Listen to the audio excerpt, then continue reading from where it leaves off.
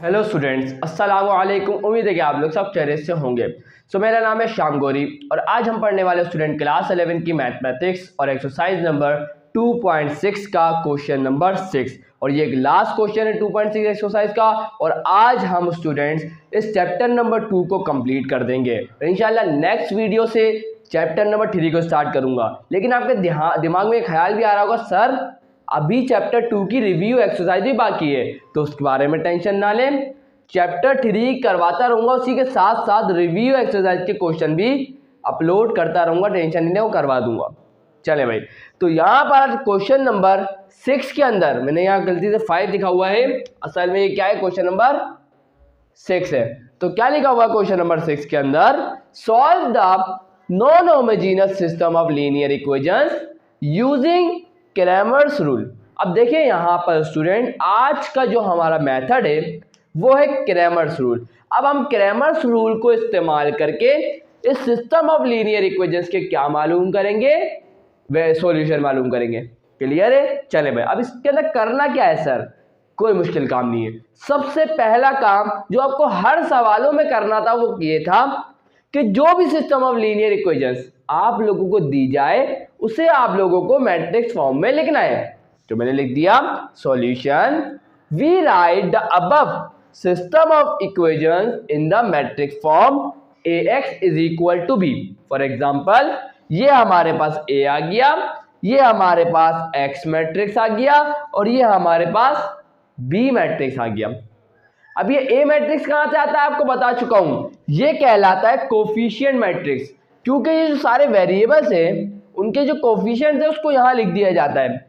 जैसे कि x का कोफिशिएंट क्या है 1 आ गया, y का कोफिशिएंट क्या है -2 आ गया, z का कोफिशिएंट क्या है 1 आ गया, x का कोफिशिएंट क्या है 2 आ गया, y का कोफिशिएंट क्या है 2 आ गया, z का कोफिशिएंट क्या है -1, x का कोफिशिएंट क्या है 1, y का कोफिशिएंट क्या है 1 और z का कोफिशिएंट क्या है 0।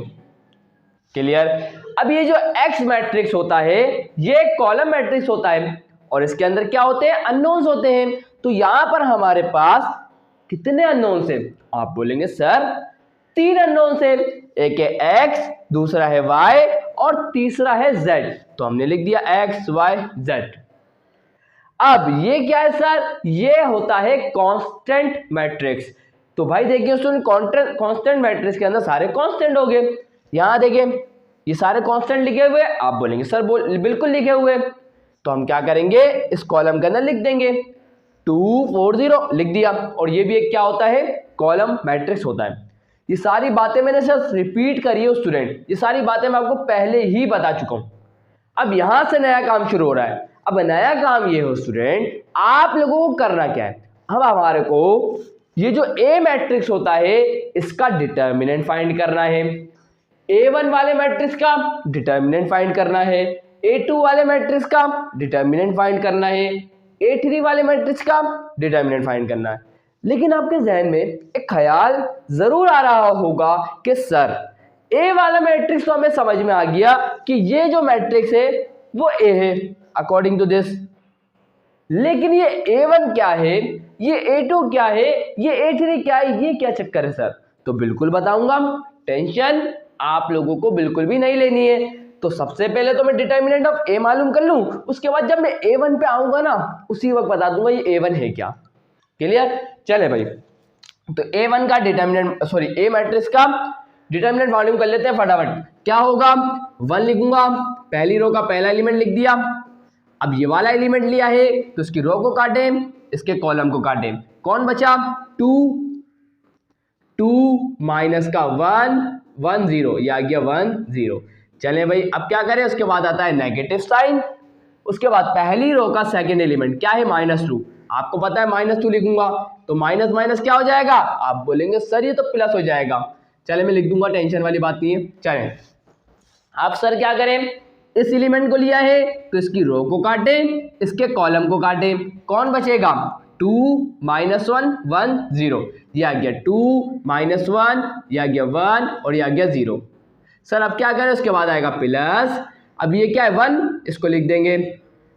अब इसको लिया है तो इसकी रो को काटें, इसके कॉलम को काटें, कौन बचेगा 2 2 1 और ये आ गया 1। चलिए भाई हो गया क्लियर।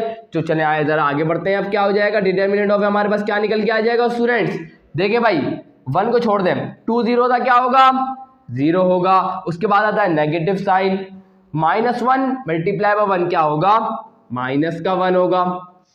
चले भाई माइनस माइनस क्या हो जाएगा, प्लस हो जाएगा, और ये आ गया 2। फिर उसके बाद आएगा ब्रैकेट, 2 0 था, क्या होगा 0। उसके बाद आता है -1 मल्टीप्लाई 1 क्या होगा, माइनस का 1, तो ये आ गया माइनस का 1। क्लियर है ना, आसान सी बातें हैं, तो पहले पढ़ के आ चुके हैं। उसके बाद है प्लस, ये आ गया प्लस, ये आ गया 1। अब उसके बाद आएगा ब्रैकेट, 2/2 का डिटर्मिनेंट है, इसको सॉल्व करेंगे। 2 1 का क्या होगा 2 होगा। उसके बाद नेगेटिव साइन, 2 1 का क्या होगा 2 होगा, ये आ गया। क्लियर है, तो हमारे पास डिटर्मिनेंट ऑफ ए क्या निकल के आ जाएगा, तो देख लेते हैं। माइनस माइनस क्या हो जाएगा प्लस, ये आ गया 1, ये आ गया प्लस, माइनस माइनस क्या हो जाएगा प्लस, तो ये हो जाएगा प्लस का 1, और प्लस का 1 मल्टीप्लाई बाय 2 क्या होगा 2 होगा। उसके बाद प्लस का 2 और माइनस का 2 क्या हो जाएगा 0, और 0 1 का क्या होगा 0, लिखने की जरूरत है। आप बोलेंगे सर नहीं, और 1 + 2 क्या हो जाएगा 3। तो हमारे पास डिटर्मिनेंट ऑफ ए क्या आ गया स्टूडेंट्स, 3 आ गया। अब सर क्या करें, बिल्कुल बता रहा हूं, टेंशन किस बात की है भाई। देखिए भाई अब हम लोग मालूम करेंगे डिटर्मिनेंट ऑफ A1। चले भाई डिटर्मिनेंट ऑफ A1 बिल्कुल आसान है। अब ये A1 क्या है वो आपको बता देता हूं। तो हम मालूम करने जा रहे हैं डिटर्मिनेंट ऑफ A1। अब यहां से बहुत इंपॉर्टेंट बात स्टूडेंट शुरू हो रही है। अब सुनते जाइएगा बात को। अब देखिए स्टूडेंट होगा क्या, जब हम A1 की बात करते हैं तो हम करते ये हैं कि जो कांस्टेंट मैट्रिक्स होता है, ये आपके सामने कांस्टेंट मैट्रिक्स है ना, आप बोलेंगे सर बिल्कुल, इसको हम A1 की बात जब करते हैं तो ये जो कांस्टेंट मैट्रिक्स होता है इसको पहली रो के अंदर, सॉरी पहले कॉलम के अंदर लिख देते हैं। तो लिख देता हूं, क्या हो जाएगा 2 4 0, तो ये आ गया 2, ये आ गया 4 और ये आ गया 0। जब हम A1 की बात करते हैं तो पहले वाले कॉलम के अंदर हम लोग कांस्टेंट मैट्रिक्स को लिख देते हैं। लिख दिया। अब सर आगे क्या करें, आगे पता है क्या करेंगे, ये जो A मैट्रिक्स था ना, अब इसका जो सेकंड कॉलम है और इसका जो थर्ड कॉलम है सेम टू सेम यहां लिख दें। क्या लिखूंगा -2 2 1, ये लिख दिया -2 2 और ये आ गया 1। उसके बाद क्या थर्ड कॉलम में 1 -1 0, ये आ गया 1 -1 0। चले भाई क्लियर है, समझ में आ गई बात। चले भाई अब आप स्टूडेंट्स देखिए भाई, अब अगर हम A2 की बात करते हैं, मैं यहाँ A2 को भी बना देता हूँ। A2 की जब हम बात करेंगे स्टूडेंट्स तो फिर क्या होगा, A2 का डिटर्मिनेंट में हम जब बात करेंगे तो क्या होगा, कोई मुश्किल काम नहीं होगा। सिंपल हम क्या करेंगे, सेकंड कॉलम के अंदर, सेकंड A2 की बात है तो 2 नजर आ रहा है, बिल्कुल आ रहा है। तो अब हम क्या करेंगे, सेकंड कॉलम के अंदर कांस्टेंट मैट्रिक्स को लिख देंगे। तो लिख देता हूं, क्या है 2 4 0, ये आ गया सेकंड कॉलम के अंदर 2 4 0। अब आप बोलेंगे सर फर्स्ट कॉलम और उसके बाद ये जो आखिरी जो बचा है उसमें क्या लिखेंगे। आप देखिए टेंशन क्यों ले रहे हैं, इस ए वाले मैट्रिक्स पे आ जाए वापस। सेकंड कॉलम के अंदर पहले पुट कर चुके हैं, तो बचा कौन, फर्स्ट कॉलम बचा और थर्ड कॉलम बचा। तो इस फर्स्ट कॉलम को, इस थर्ड कॉलम को यहां पर लिख दें। क्या लिखेंगे 1 2 1, ये आ गया 1 2 1, और ये थर्ड कॉलम क्या है 1 -1 0, ये आ गया 1 -1 और ये आ गया 0। इंशाल्लाह आपको समझ में आ रहा होगा कैसे मैं मालूम कर रहा हूं। तो A1 की बात हो तो फर्स्ट कॉलम को, एक जो कोफिशिएंट मैट्रिक्स हो ना, सिंपल जो हमारे पास कोफिशिएंट A मैट्रिक्स जो है उसके अंदर जब A1 की बात आती है तो फर्स्ट कॉलम को हम लोग कांस्टेंट मैट्रिक्स से रिप्लेस कर देंगे बस। अगर A2 की बात करेंगे तो A वाले मैट्रिक्स का सेकंड कॉलम को हम लोग कांस्टेंट मैट्रिक्स से रिप्लेस कर देंगे, और जब A3 की बात होगी तो थर्ड कॉलम को A मैट्रिक्स के हम लोग कांस्टेंट मैट्रिक्स से रिप्लेस कर देंगे। चलिए क्लियर है। अब मुझे स्टूडेंट्स ये A1 का डिटर्मिनेंट मालूम करना इतना मुश्किल काम तो नहीं, आप कर लेंगे। तो मैं फटाफट आप लोगों के सामने A1 का डिटर्मिनेंट और A2 का डिटर्मिनेंट भी लिख देता हूं। तो यहाँ स्टूडेंट्स आप लोगों के सामने मैंने डिटर्मिनेंट ऑफ A निकाल लिया, A1, और डिटर्मिनेंट ऑफ A2 भी निकाल लिया। अब आप बोलेंगे सर आपने हमारे सामने क्यों नहीं किया, तो इसकी सिंपल सी वजह ये है क्योंकि हम डिटर्मिनेंट निकालना 3/3 के डिटर्मिनेंट निकालना बहुत आसान हो चुका है, क्योंकि हमने बहुत दफ़ा निकाल चुके हैं पहले वाले क्वेश्चन के अंदर। और आपको मैंने डिटर्मिनेंट ऑफ A निकलवाया था अभी खुद ही, ताकि आप लोगों को रिवाइज भी हो जाए। क्लियर है? तो ये डिटर्मिनेंट ऑफ A1 आ गया 6 और डिटर्मिनेंट ऑफ A2 क्या आ गया माइनस का 6। अब निकालेंगे डिटर्मिनेंट ऑफ A3। तो डिटर्मिनेंट ऑफ A3 क्या होगा? आप बोलेंगे सर कोई मुश्किल काम नहीं है, क्या करेंगे? देखिए भाई, अब A3 की बात हो रही है तो हम सिर्फ क्या करेंगे, A वाले मैट्रिक्स के अंदर सिर्फ थर्ड कॉलम को हम लोग रिप्लेस कर देंगे कांस्टेंट मैट्रिक्स से। बिल्कुल सही स्टूडेंट्स। तो क्या हो जाएगा, ये बाकी लिख दूंगा 1 2 1 -2 2 और ये आ गया 1। अब बस थर्ड कॉलम की जगह मैं ये लिख दूंगा 2 4 0, ये आ जाएगा 2 4 0। तो ये बन गया हमारे पास A3 और इसका डिटर्मिनेंट। तो क्या होगा, तो भाई फटाफट निकाल लेते हैं। चले भाई, मैंने आप लोगों के लिए डिटर्मिनेंट ऑफ A3 भी मालूम कर लिया, जो हमारे पास आया माइनस का 12। तो आए स्टूडेंट्स, अब वक्त आ चुका है कि हम इजीली जो अननोन्स है हमारे पास x y z उनकी वैल्यूज को फाइंड करें। तो आप इसको नोट करें और उसके बाद हम आगे बढ़ते हैं। सो आए स्टूडेंट्स, अब क्रैमर्स रूल को अप्लाई करते हैं और अननोन्स को फाइंड करते हैं। तो जल्दी से देखिएगा, x किसके बराबर होता है क्रैमर्स रूल के मुताबिक कि अगर हम डिटर्मिनेंट ऑफ A1 के डिवाइड करवा दें डिटर्मिनेंट ऑफ A से, तो हमारे को x की वैल्यू मिल जाएगी। y की वैल्यू कैसे हासिल करेंगे, जब हम डिटर्मिनेंट ऑफ A2 को डिवाइड करवा देंगे डिटर्मिनेंट ऑफ A से। और z की वैल्यू कैसे मिलेगी, जब हम लोग डिटर्मिनेंट ऑफ A3 को डिवाइड करवाएंगे डिटर्मिनेंट ऑफ A से, हमारे को z की वैल्यू भी मिल जाएगी। चलें भाई, डिटर्मिनेंट ऑफ A1 हमारे पास कितना आया, 6 आया। डिटर्मिनेंट ऑफ A क्या है, 3 है। तो क्या हो जाएगा, 3 1 3 3 2 6। तो हमारे पास x की वैल्यू क्या आ गई, 3।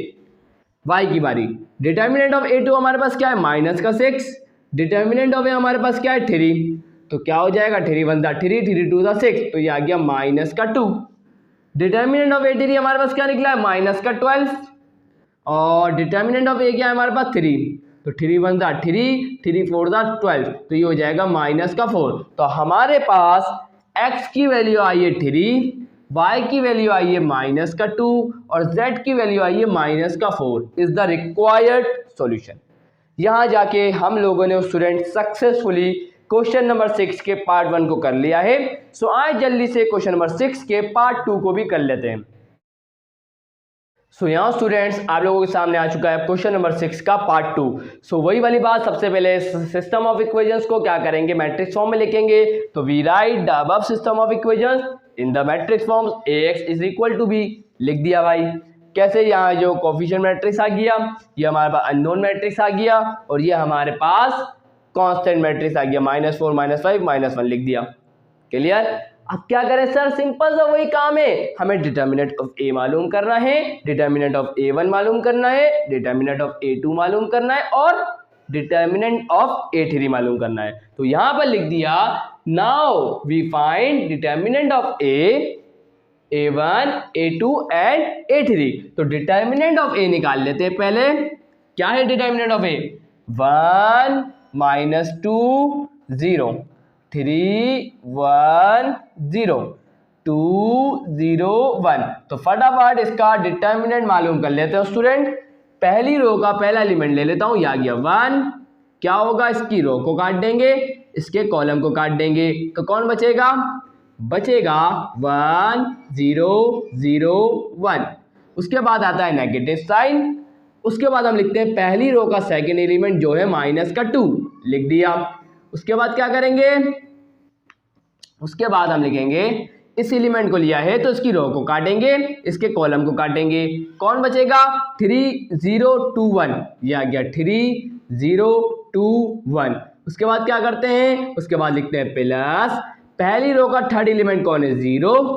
उसके बाद क्या लिखेंगे, इसको लिया है तो इसकी रो को काटेंगे, इसके कॉलम को काटेंगे, कौन बचेगा 3 1 2 0। ये आ गया 3 1 2 0। चले भाई, अब क्या करें सर, तो हमारे पास डिटर्मिनेंट ऑफ A क्या निकल के आ जाएगा, देखें 1 को अपनी जगह पर रहने दें, 1 1 सा क्या हो जाएगा 1 माइनस 0 0 सा क्या हो जाएगा 0। उसके बाद आएगा माइनस माइनस हो जाएगा प्लस, उसके बाद आ गया 2। अब ये 2/2 का डिटर्मिनेंट, इसको सॉल्व करते हैं। 3 1 सा क्या हो जाएगा 3। उसके बाद आता है नेगेटिव साइन, 0 2 सा क्या हो जाएगा 0। उसके बाद आएगा प्लस और ये पूरा 0 तो 0 multiply by anything will be 0। सो भाई क्या हो जाएगा, देखें 1 माइनस 0 क्या होगा 1, और 1 1 क्या होगा 1 ही होगा। चलें 3 माइनस 0 क्या होगा 3, और 3 2 क्या होगा 6 होगा। तो 1 प्लस 6 क्या हो जाएगा 7 हो जाएगा। तो हमारे पास डिटर्मिनेंट ऑफ ए क्या आया 7 आया। क्लियर है। चले भाई अब डिटर्मिनेंट ऑफ A1 की बारी है। तो डिटर्मिनेंट ऑफ A1 कैसे मिलेगा, बिल्कुल आसान है। जो भी हमारे पास कोफिशिएंट मैट्रिक्स होता है, ये ए वाला जो मैट्रिक्स है, उसके पहले कॉलम को हम लोग क्या कर देंगे कांस्टेंट मैट्रिक्स से चेंज कर देंगे। तो क्या हो जाएगा -4 -5 -1 -4 -5 -1। उसके बाद जो सेकंड कॉलम को वैसे उतार देंगे -2 1 0, थर्ड कॉलम को भी वैसे उतार देंगे 0 0 1। चलें भाई अब क्या करेंगे सर, सिंपल सा काम है, मैं ही करूंगा। चलें भाई अब यहां देखें A2 को कैसे लिखूंगा, देखें भाई अब हम क्या करेंगे इस A वाले मैट्रिक्स के अंदर सेकंड कॉलम को किससे चेंज कर देंगे कांस्टेंट मैट्रिक्स है, क्या है -4 -5 और -1। बाकी फर्स्ट कॉलम और थर्ड कॉलम को वैसे ही लिख देंगे 1 3 2 0 0 1। चले भाई तो मैं फटाफट इसका डिटर्मिनेंट मालूम कर लेता हूं। चले भाई मैंने आप लोगों के लिए A1 का डिटर्मिनेंट मालूम करा, वो आ गया -14। A2 का डिटर्मिनेंट मालूम किया तो वो आ गया 7, और A3 का डिटर्मिनेंट मालूम किया तो वो आ गया 21। और A3 हमें कैसे मिला, बिल्कुल आसान है।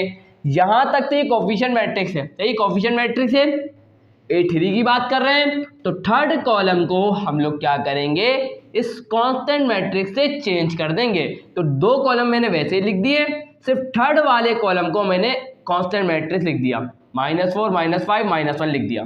तो ये बन गया A3, और इसका हम डिटर्मिनेंट मालूम किया तो वो आ गया 21। तो अब वक्त आ चुका है स्टूडेंट कि हम लोग मालूम कर लें किसको, अननोन्स को। कैसे मालूम करेंगे, बहुत आसान है। लिखना क्या है, बाय क्रैमर्स रूल। क्या लिखेंगे, बाय क्रैमर्स रूल।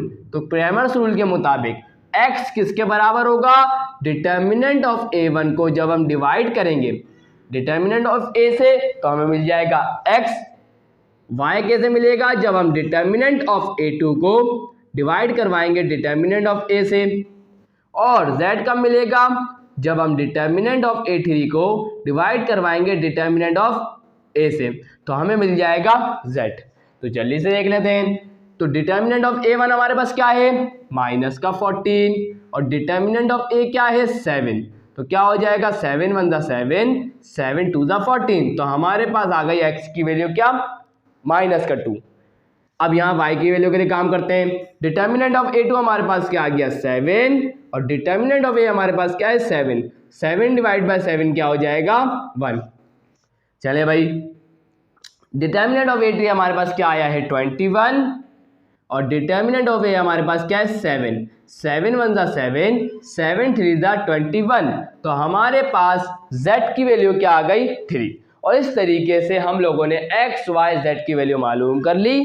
तो अब यहाँ लिख देंगे, क्या लिख देंगे, थस x हमारे पास क्या आया है -2, y हमारे पास आया है क्या 1, एंड z हमारे पास क्या आया है students 3 is the required solution. और यहाँ जाके स्टूडेंट हमने इसको कंप्लीट कर लिया है। स्टूडेंट इंशाल्लाह आप लोगों को सब कुछ समझ में आ चुका होगा, सब कुछ क्लियर हो चुका होगा।